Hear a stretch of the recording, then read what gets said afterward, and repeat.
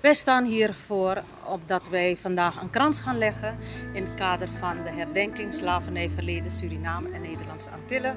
En omdat het een gezamenlijke geschiedenis is van Suriname, Nederland en de Antillen. Mi país tá lugar chiquito com história rico. Viva o movimento e lama.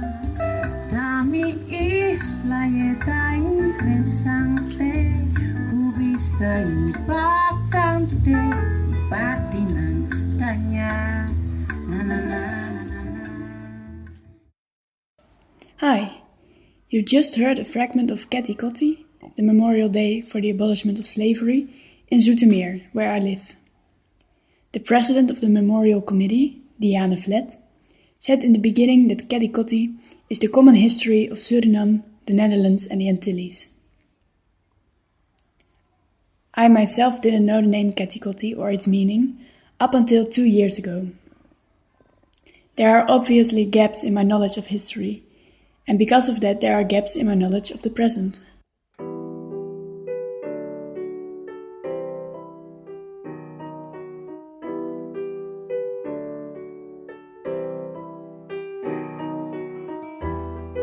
On July 1st, the day of Keti, I also met with Peggy Bouva and Maartje Duin in Amsterdam.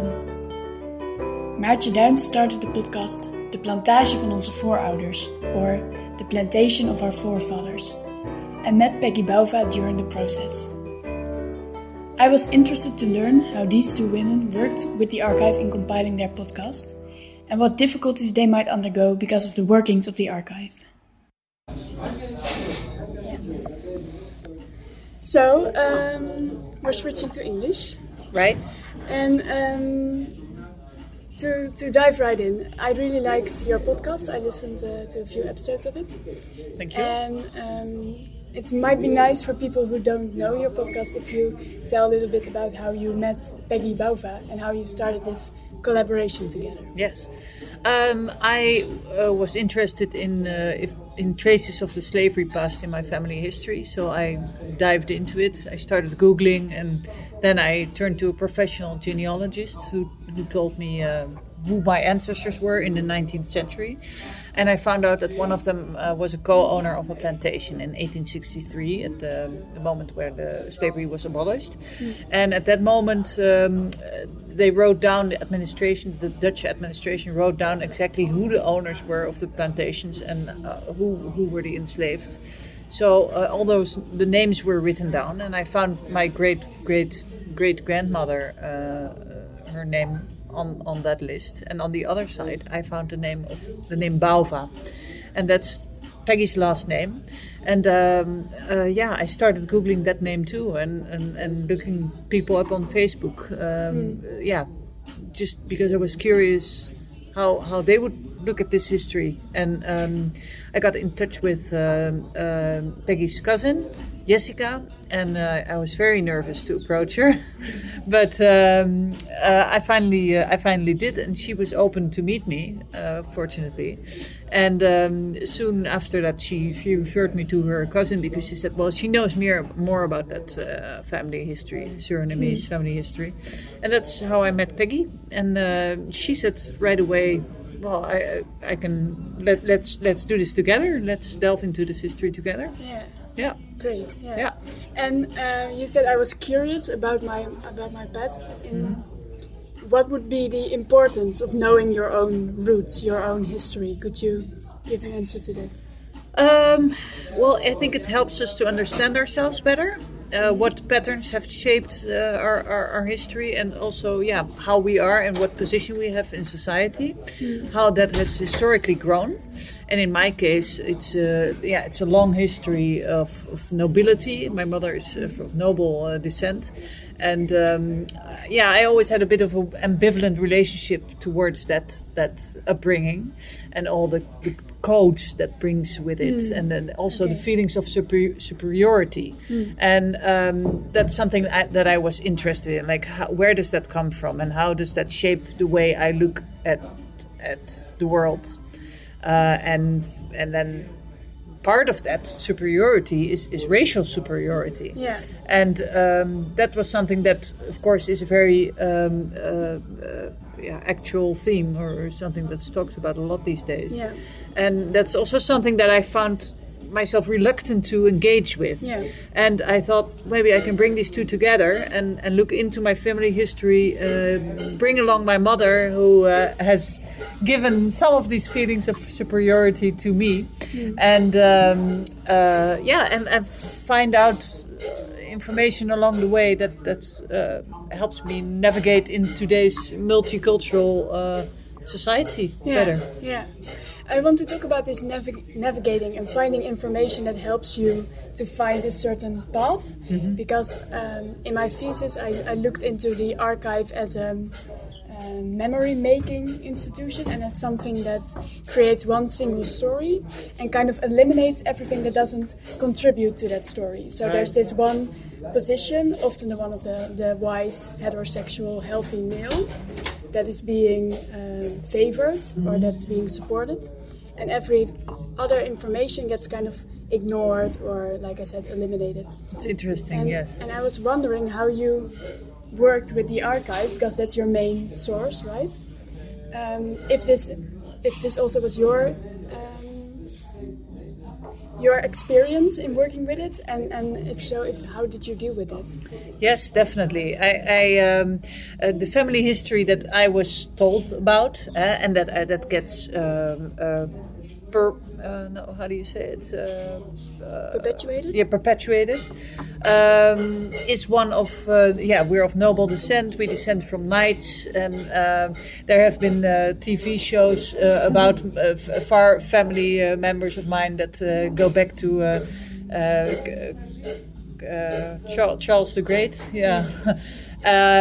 But they're never. Slavery is not part of that history. Okay. Yeah. And that's the part that we leave out. So we have this. We come from kings and princes and princesses, and Suriname doesn't play a role in that, for example. Yeah. And we were our ancestors were very rich in the 17th century, and they lived in Amsterdam, and we don't know why. Yeah.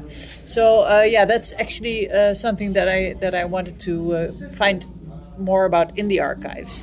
And the tragedy is that a lot of that information has been lost as well. So I mean, we delved into the family archive of my great-great-great-grandmother, who was a co-owner of one of this of this plantation, and we didn't find anything about this. Yeah, it was a small part of the plantation. We did find some information about other plantations, but that was after the abolishment of slavery. Okay. Yeah. But it was like, okay, this is not worth remembering. Whereas there were still menus from when the king visited in 1862, you know, and that was part of their reality. And then there was this other part of reality, Suriname, that money came from sometimes. And that was eliminated from the archive. Yeah. And what did you do with those gaps, those open spaces that there wasn't much information about? What is a gap? A blank space, an empty space, an erased space, but also a space that is still full of potential and possibility, a place from which new narratives can arise. What are the gaps in my personal history? And how could I fill them, maybe in collaboration with others, to include more perspectives in this narrative? Yeah, we searched further. We went on searching, and another gap that was interesting and that I found frustrating was that this was my great-great-great-grandmother. And as a woman, there was a little picture left of her, but there was not much information about her. All the information that was in the family archive was about her husband. Okay, yeah. Yeah. So, of course, the female perspective is also often left out in the archive. So I found that very frustrating that this great-great-great-grandmother that didn't really come to life for me. Yeah. I really looked into a lot of different. I delved into her maiden name, her family, Van der Heim, and I found some information about that, but not particularly about her. I tried to look for her grave, where her grave was. I couldn't find it. I did find the grave of her husband. Yeah, it's a beautiful grave because he was the commissary of the king. I really tried to. I wrote all my family if they had if someone had found some diaries or letters and so, but. And I did find her address where she had lived. So I did go to the places where she lived. Okay, wow. Yes. In Middelburg and in The Hague. Okay. Yeah. So, and all together, and there were some letters that were written to her when her husband died. And they also gave some impression of who she was, but not much. But I mean, still, it is a lot compared to what was known of Peggy's family. Okay. So I mean, but still, there's this discrepancy between the male, what's seen as history. Exactly. Yeah. So in episode 5, I don't know if you heard it. No. It's a little bit about the role of women in the 19th century and how they related to slavery, and that there were some women who actually formed petitions, signed petitions, and organized around the abolition of slavery. Okay. Yeah. Wow. So, but back to what did we do about the gaps of? We just delved into it deeper, and also we went further than our own family archive and looked at other sources. And of course, Peggy was not so much interested in my family, but also because they became owners of the plantation in the 1840s, and they never set foot in Suriname. So, she didn't really. We didn't find information about the plantation in my family archive. Okay. We started to delve more into the universal sources about that plantation. And one of the most important sources we found was a book of letters written by a Swiss blankofficier is what you call it. It's someone who works on the plantation as a supervisor. Okay. Yeah. And he wrote letters to his family, to his parents in Switzerland, about the daily life on the plantation. Okay. And that's a really unique source. Yeah. It's proved to be a really, really valuable source, where he described the interaction with the enslaved, but also the dancing festivities that they, but also the gruesome reality of, the torture and the hard work. But that's when the plantation really came to life. And that was in around 1825. 1825 to 1835. Yeah. So that was the other world. My great-great-grandmother was here. Great-great-great-grandmother, was in Holland, living her life of wealth, actually, and I'm not sure what she knew. I have some idea of her position in society, of her husband's position, and also of her father's position, by the way, because her father was a minister of colonial affairs. And so some things are known about his ideas. Okay. Yeah, I didn't include that in the podcast because I had to let some information go. Yeah. Especially because research in the archives is very time consuming also. It only gives you little bits of information and you have to kind of shape a story out of that. But so at a certain point I left her and then we decided to focus more on the plantation. And this was the source, this book of letters that gave us most information. Okay, yeah. And I'm curious what you think about this kind of working method that's from Seija Hartman. I'm not sure if you know her. I've heard of her, but I haven't read her book. Okay, she writes about these gaps actually that we just discussed. And she wants to fill them with fiction, so she can tell the stories of the people who were there at the time, but then she kind of imagines how they could have been. Yes. And I wonder, because you're using the realistic material, right? What do you think of this strategy to give voices and give stories to people who have lived but have kind of been pushed out of this archive. Yes, I think that's a very good idea. Yeah, I just heard that there's a Dutch writer, Tessa Lucia, who just published a novel about plantation in the beginning of the 20th century. So that was after the abolition of slavery. Who uses the exact same method for the same reason. Okay, great. Yeah. Yeah. So, and of course, Cynthia MacLeod has done that and has really, given a body of stories about slavery in Suriname to a lot of people, available to a lot of people. Yeah, yeah. So yes, I think that's a very good strategy. But to me, I'm a documentary maker, so for me, actually, I wanted to relate to the reality of not finding things, and what does that mean for Peggy, and what does it mean for me? You know, how does it make us feel, and how do we deal with that now? And what does it mean to you? It's very tragic. At first, I didn't realize how much I wasn't very interested in my ancestors, to be honest. Okay.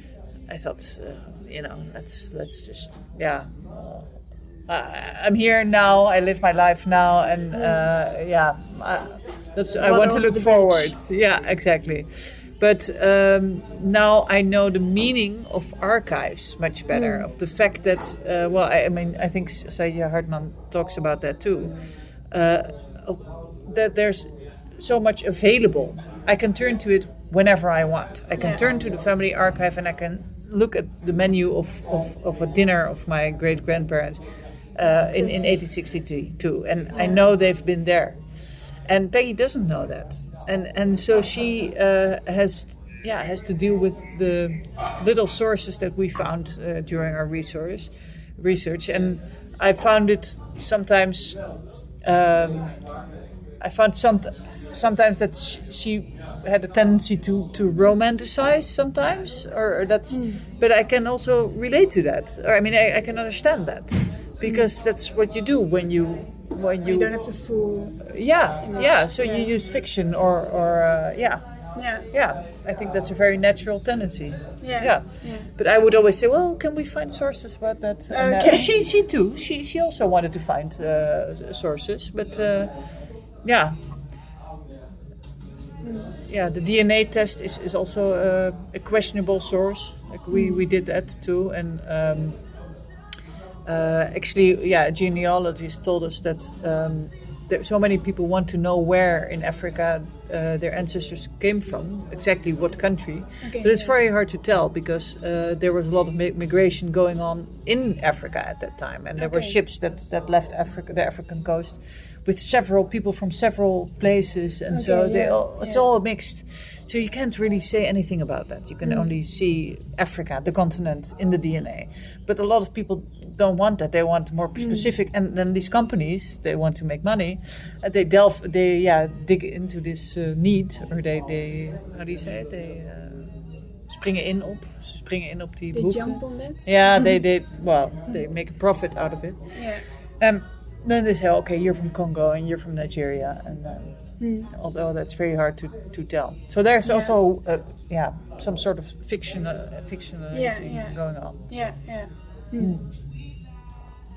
So it's tragic. And a lot has been lost. A lot of information in our archives has been lost. So lost or intentionally ignored, damaged or ignored. Yeah. And it's too bad that Peggy isn't here, because I wanted to ask you. But, I hope she is goed tot zo. Okay, she still has to park. Yeah. Okay. No, but I was wondering. I read somewhere online, like a very small. How do you say it? Aankondiging. I'm not sure what the word is, but a little text about your podcast, and it asked the question: will Peggy and Maartje find some common ground, some common story to share? Yes. And I was very curious how the both of you looked at that question. How you view it now that you are in episode. I'm not sure where you are now. Well, in terms of what has been online, or has gone online, yeah. I think we're on 6 now. 6. Yeah, Yeah. So after these 6 episodes, where are you now in finding this common story? I think. And what does it look like? A common story? What's it? Yeah, I think it's like a story that both sides understand. Okay. Yeah. Can relate to. I mean, I will never look at history the same way that she does, but I can try to understand her perspective. I won't feel it, and I will, probably because I'm conditioned in a certain way, and she's conditioned in a certain way, always look at a historical source differently.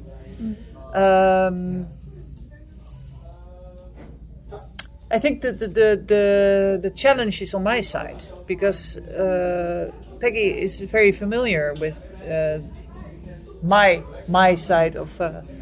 There she is. Hey, Peggy. Oh.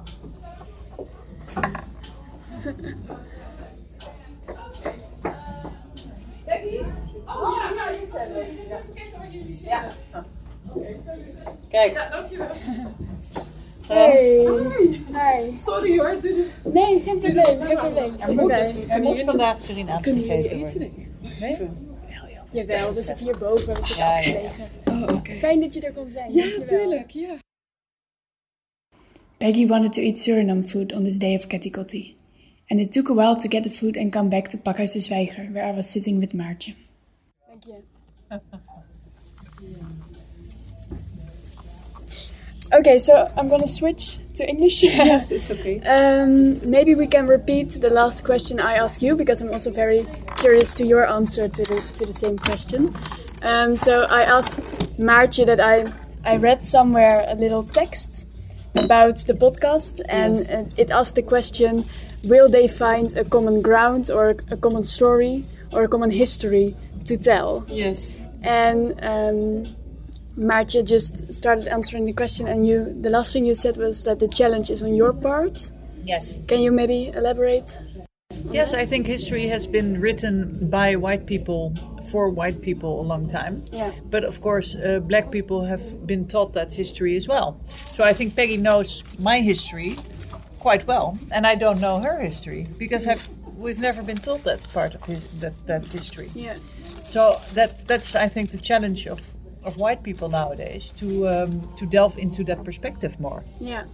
Yeah, and get acquainted with that. Yeah. Yeah.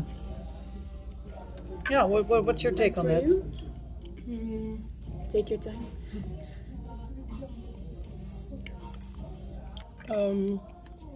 I can only agree with that comment because for a long time it was not.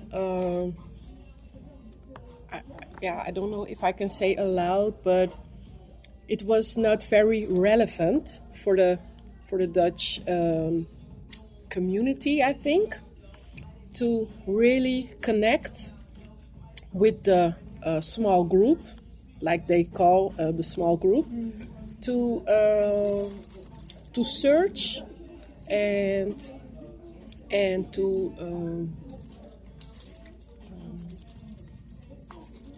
leven. Yeah, empathize. Yeah, empathize with the history because they were on the other side, and it's a bit of a difficult side of the story.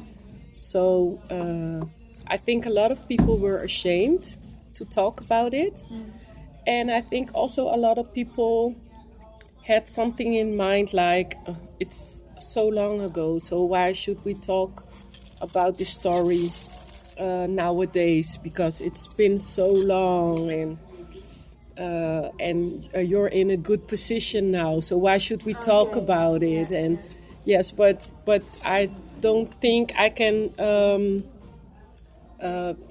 about position what you have in life with work or with housing, socializing. I think it's very difficult to say, but I think it's very. It depends on your community, And the community, it also depends on your family, the way your family is built up. Because if you only have black people in your community or in your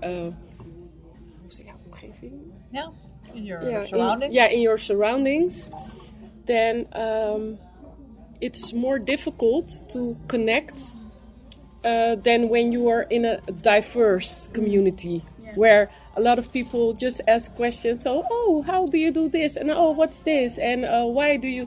So your the blending needs to be.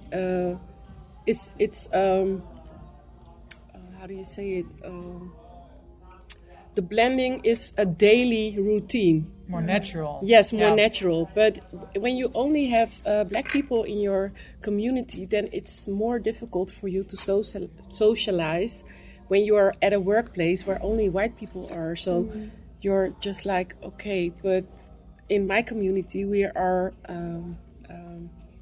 it's easier for us to do this our way, or I'm used to do it this way.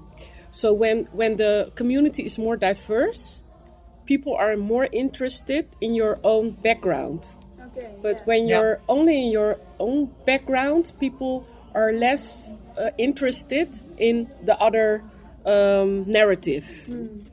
So that's I think right now, especially the suburbs from the big cities, you have a lot of diversity. But as soon as you go in several villages outside the countryside. Countryside, you see less diversity, and those are the places that it's more likely, more difficult to blend yourself in as a black woman or man or family, and also to stand for your history and to talk about your history. And I think that a lot of people who live in such villages, they are easier to comprehend or say, well, I think I'm just gonna adjust and don't talk about my history too much because it might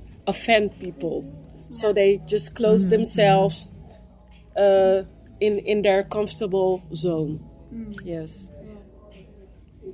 I think that's